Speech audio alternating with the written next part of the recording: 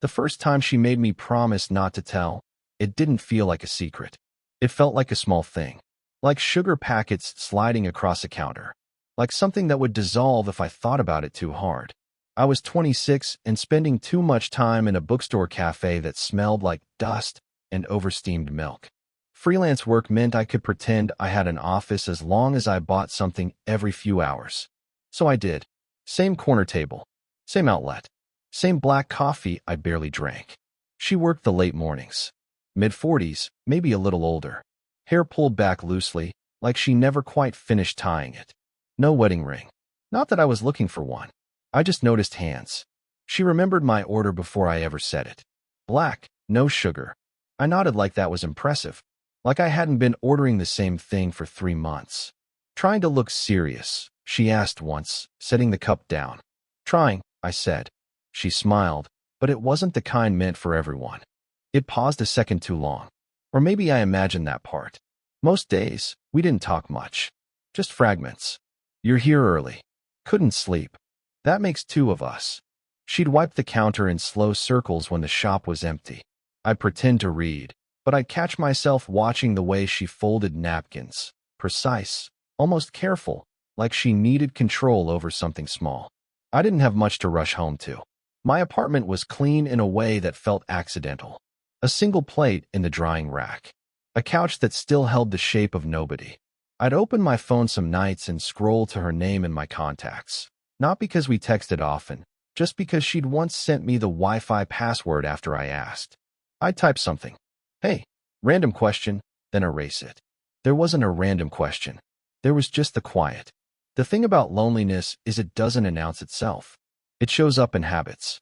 In staying longer than necessary. In reheating coffee that's already gone cold. One afternoon, the power flickered during a storm.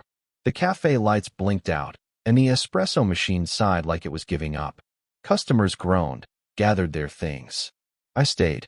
She leaned against the counter, arms crossed, looking at the dark windows. Guess that's it, she said. For them, I replied. She looked at me then. Really looked. Not customer to barista. Not polite. You don't mind sitting in the dark. I shrugged. It's quieter. There was something in her expression, recognition, maybe, or relief.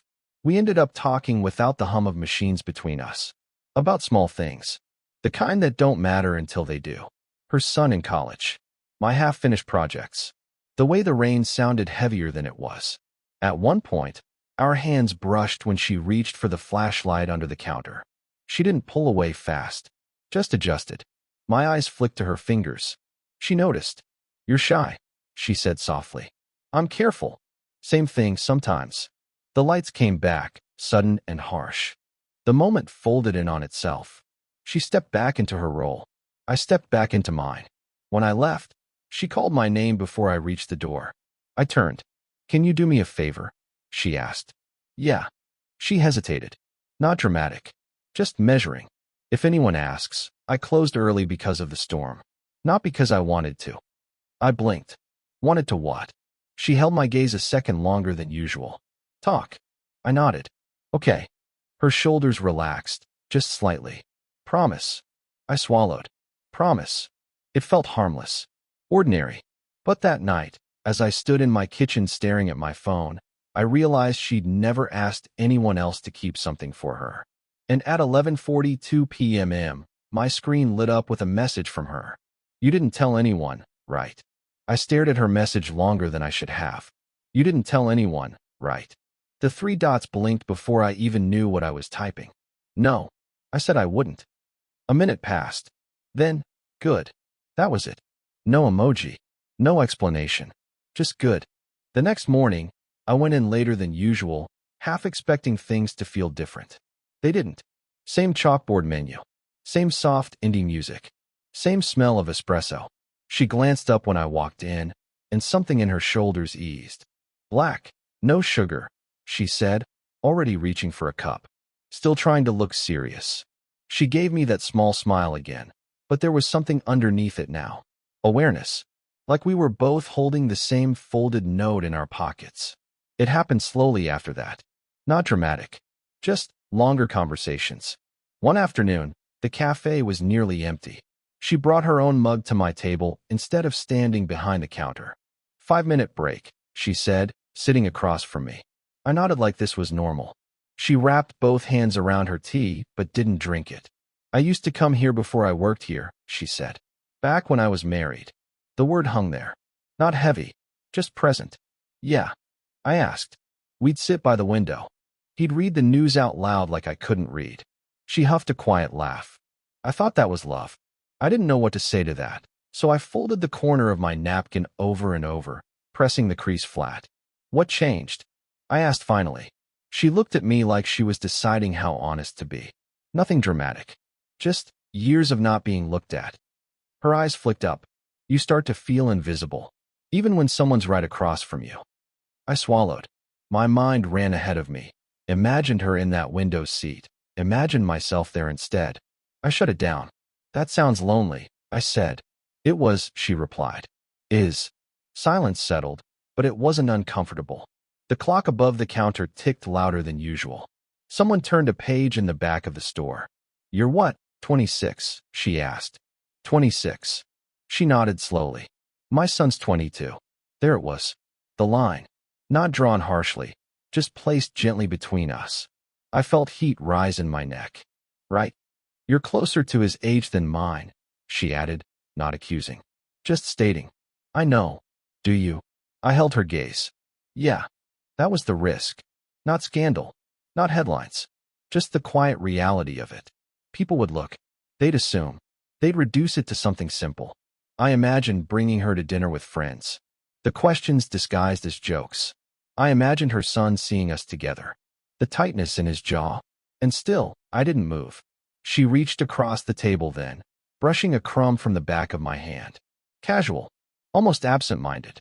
But her fingers lingered half a second too long. You shouldn't sit here every day, she said softly. Why? She met my eyes, steady. Because I'm starting to expect you. I don't know why that moment stayed with me. Maybe because it felt like someone finally saw me. When she stood to leave, her hand squeezed my shoulder lightly, like encouragement. Or warning. I couldn't tell which. It shifted the week her routine changed. She stopped sitting at my table. Still made my coffee. Still remembered. But the 5-minute breaks disappeared. If I looked up, she was busy. Inventory, receipts, wiping down an already clean counter. You're working hard, I said one morning. Trying to, she replied, not meeting my eyes. I nodded, pretending that was enough. I told myself it was good. Healthier. Whatever this was didn't need feeding. But I stayed longer. 2 girls from the university started coming in around noon. Loud in a soft way, the kind of whispering that isn't really whispering. One of them looked at me, then at her, then back at me. Isn't that the guy? I heard. I focused on my screen, but my ears burned. Later, when they left, she walked over with my refill. You don't have to come every day, she said quietly. You've said that. I mean it. I leaned back in my chair. Did someone say something? She hesitated. That was answer enough. It's a small place, she said. People get creative. With what? With stories. I watched her hands. They were steady, but she kept smoothing the cardboard sleeve around my cup, over and over. Are they wrong? I asked. Her eyes snapped to mine. Not angry. Just caught. That's not fair. I'm not trying to be. She exhaled slowly and sat down across from me. First time all week. The air felt tighter, like we'd used up too much of it already. I don't know what you think this is, she said. I haven't named it. Maybe you should. I looked at her. Really looked. The faint lines at the corners of her eyes. The tiredness she carried like it belonged to her. The way she kept her back straight, even when she didn't need to. I think, I said carefully, it's the only part of my day that doesn't feel replaceable. She went still. That's exactly what scares me, she whispered.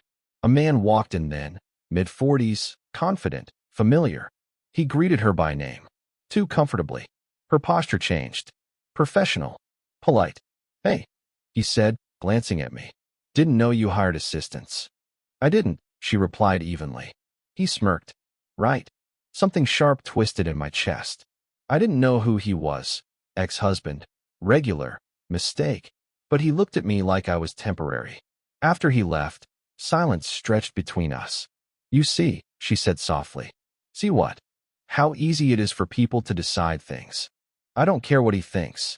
I do. That landed heavier than I expected. I stood, suddenly restless. So what? You want me to stop coming? She stood too. We were closer than usual. Close enough that I could see the small scar near her lip. I want to know you're not confusing this, she said. I'm not a phase. Or a rebellion. You think that's what this is? I don't know what it is. Her voice cracked on the last word, barely. The cafe was empty again. No music. Just the low hum of the fridge behind the counter. I stepped closer without meaning to. You think I don't know your age? I said quietly. You think I haven't thought about it? Her breath hitched, almost invisible. My hand lifted, hesitated, then brushed a loose strand of hair away from her face. Slow. Careful. Giving her time to pull back. She didn't. Her eyes dropped to my mouth for a fraction of a second. And for one suspended, reckless moment, neither of us moved away. It happened after closing. Not planned. Not dramatic. Just the kind of evening where the air feels thinner than usual. She texted, "Can you help me carry something to my car?" I told myself that's all it was. The bookstore lights were already off when I arrived. She was outside, locking the door, a small box at her feet. You didn't have to come this fast, she said. I wasn't far. That wasn't true. I'd been home. I'd left immediately. We walked toward the parking lot together. The street was quiet, streetlights humming softly. She carried one end of the box, even though I could have managed it alone. You can let go, I said. I know. She didn't. At her car, we set the box down in the back seat. She closed the door gently, like it might bruise. Neither of us moved to leave. You've been distant, I said. She gave a small, tired smile. Observant. I noticed things. I know. That came out softer than she meant it to. A couple passed on the sidewalk, laughing about something private. She watched them until they turned the corner. I forgot what that feels like, she said. What? To not think about consequences before you speak. I leaned against the car. Is that what this is? A consequence? She looked at me then. Really looked. And for the first time, I saw something close to panic under the calm. You're young, she said quietly. You have room to make mistakes and call them experiences. I don't. You think this would be a mistake. I think it would cost me more. The words stung, even though I understood them. And what about what it costs me? I asked before I could stop myself. She blinked. That landed. You'll recover, she said. You don't know that. Silence again. Heavy, but not loud. A car passed at the end of the street. Somewhere, a dog barked once and stopped. I saw the way that man looked at you, I said. Her jaw tightened slightly. He doesn't matter. He looked at me like I was temporary. And you're not. The question wasn't cruel. It was scared. I stepped closer. Not touching. Just closing the space. I don't feel temporary, I said. When I'm with you, I don't feel like I'm filling time. Her breath grew uneven. She looked down at her hands, then back at me. You don't get to say things like that so easily, she whispered. It's not easy. A long pause. I wait for you, she admitted suddenly. The words slipped out like they'd been pressing against her teeth. I listened for the door. I know the sound your shoes make on the floor. She laughed softly, embarrassed. That's not healthy. My chest tightened. I don't want to be the reason your life gets smaller, I said. It's not smaller, she replied. It's just louder. Her hand lifted, almost unconsciously, and rested against my chest. Not pushing, not pulling, just there. I haven't felt this in years, she said. And that terrifies me. I covered her hand with mine. Then don't be scared alone. Her eyes searched mine, slow and unguarded. If this crosses the line, she asked quietly, what happens after? The next morning, I didn't go.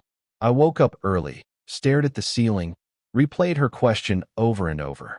If this crosses the line, what happens after? I typed out 3 different answers in my head. None of them sounded strong enough to carry both of us. So I stayed home. At 10:12 a.m., I checked the time. At 11:03, I almost grabbed my keys. By noon, I convinced myself space was the mature thing to give. She didn't text. That was the part that unsettled me. The following day, I went back. The cafe looked the same. Same chalkboard. Same low music. But she wasn't behind the counter. A younger girl I hadn't seen before was working the register. I stopped myself. Is she off today? The girl hesitated. She switched to mornings. Like, early mornings. Oh. She said she needed a schedule change. I nodded like that made sense. I'd been coming late mornings for months. She knew that. I ordered anyway. Black, no sugar. It didn't taste right. I sat at my table. The chair across from me felt deliberate now. Empty in a way that wasn't accidental. Around noon, I saw him. The man from before. He walked in casually, like he belonged there. Like he'd never left.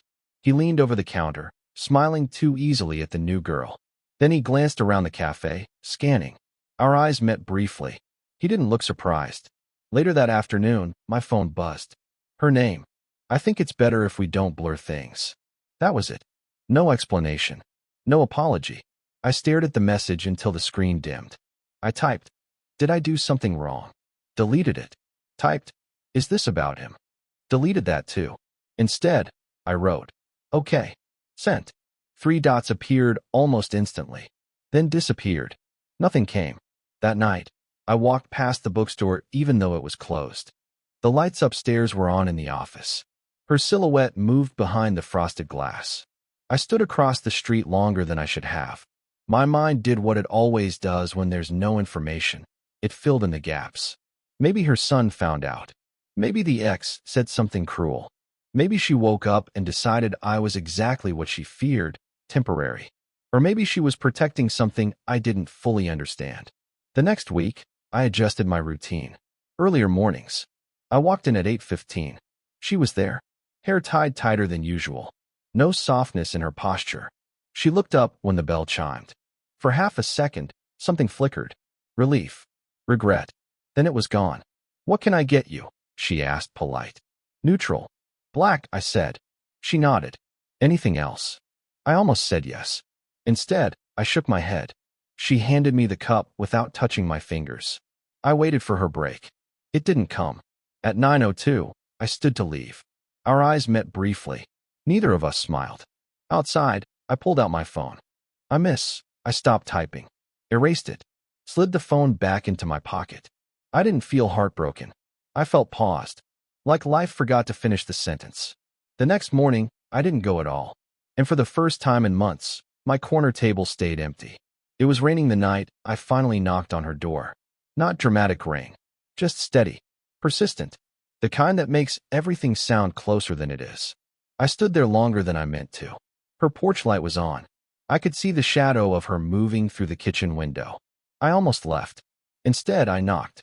The door opened halfway. She looked surprised, not startled. Just braced. You shouldn't be here, she said softly. I know. She didn't close the door. I won't stay long, I added. I don't want this to end like that. Like what? Like we imagined it. She looked down, then stepped back enough to let me inside. Her kitchen was small. Warm light. A kettle on the stove that had already clicked off. 2 mugs on the counter, though she was alone. I still make 2 sometimes, she said quietly, noticing where I was looking. Habit. That landed somewhere deep. I don't want to make your life harder, I said. If that's what this is doing. She leaned against the counter, arms crossed, not defensive, holding herself together. My son called, she said after a moment. I waited. He asked if I was seeing someone. A faint, humorless smile. Apparently I sound different. My chest tightened. I didn't say your name, she added quickly. There's nothing to say. The space between us felt fragile. Like one wrong word would tip it. I don't want to be your secret, I said. The words came out steadier than I expected. You're not. Then what am I? She closed her eyes briefly. When she opened them, they were tired, but honest. You're the first person in years who made me feel chosen, she said. Not needed. Not depended on. Chosen. I swallowed. And that scares you. It does. She exhaled slowly. Because if I choose you back, it changes things. For you. For me. For him. I'm not a kid, I said. I know. Her voice softened. That's the problem. Silence settled again. The rain tapped against the window. I pulled away because I thought it would fade, she admitted. That you'd get busy. Meet someone closer to your life. I tried, I said, almost laughing. It didn't. That surprised her. I don't know what this becomes, I continued. Maybe it's messy. Maybe it doesn't last forever, but pretending it's nothing feels worse. Her eyes searched my face like she was looking for hesitation, for doubt. I don't want to wake up one day and realize I let something real go because I was afraid of how it looked, I said. Her arms slowly uncrossed. You'd have to be patient, she said quietly. With me, with the world around it. I can be. Another pause. And if it gets complicated, it already is. That made her smile. Small, reluctant, real. She stepped closer. Not rushed. Just enough that I could feel her warmth. This isn't a promise of forever, she said. I'm not asking for that. Her hand reached for mine. Warm. Steady. Okay, she whispered. Just that. Okay. And for the first time, the silence between us didn't feel like something we were avoiding. It felt like something we were stepping into, together. Time didn't explode after that night. It adjusted. The first week, we moved carefully. Not secretive, just aware. She stayed on early mornings. I started waking up before 8:47 without an alarm. The cafe at that hour felt different. Softer light through the front windows. Fewer customers. Less room for imagination to run wild. She'd have my coffee ready before I reached the counter. Black, she'd say, sliding it toward me. No sugar. I'd answer, like we were still pretending this was new. Some mornings I'd sit. Some mornings I wouldn't. We learned not to cling to every minute like it was rare. That helped. Her son visited once. I didn't meet him formally, not at first. I just happened to be there, stirring a cup that didn't need stirring. He looked at me the way people do when they're placing a face. Later that night, she called. He asked if you were the reason I seem lighter, she said. And I told him I've been drinking better tea. I laughed. That's cruel. It's honest, she replied gently. In its own way. There were harder days too. Days she'd go quiet, folding napkins with too much precision. Days I'd wonder if I was asking her to rewrite a life she'd already lived. But we talked. Not in speeches. Just in pieces. On a park bench 2 blocks from the bookstore, the one with the chipped green paint. She once said, I don't want to feel like I stole time from you. You didn't steal anything, I said. I walked into it. She nodded slowly, accepting that without arguing. We stopped framing it as risk. We started framing it as choice. Months passed. Not in dramatic leaps. Just in shared groceries. In her leaving a spare toothbrush in my bathroom without announcement. In me fixing the loose cabinet hinge in her kitchen while she made tea. Sometimes we'd sit at her small table late at night. 2 mugs between us. Mine black coffee. Hers chamomile. Steam rising into the same quiet air. You're still careful, she said once, watching me hesitate before reaching for her hand. I'm trying not to rush something that's already here. She squeezed my fingers. You don't have to earn me every day. Maybe I did, a little. And maybe she did too. The cafe never became scandal. People adjusted. Or they got bored. The man from before stopped coming around. Her son eventually met me properly. It wasn't warm. It wasn't cold. It was human. Complicated, but trying. That was enough. Now, sometimes, when I walk in at 8:47 and the bell above the door rings, she looks up the same way she did in the beginning. Not surprised. Not afraid. Just certain. She still asks, anything else? And sometimes I say, tea. She pretends to roll her eyes. We close the shop together more often now. Not because we have to, because we want to. There's no dramatic version of our story. No moment where everything turned golden. Just small, consistent choices. And sometimes, when the lights flicker during a storm and the cafe goes quiet, she'll glance at me across the dim room and say, softly, you didn't tell anyone. I'll shake my head. Promise. And the way she smiles after that, that's something only we understand. Did this story stay with you? What kind of quiet, real love stories do you want to hear next?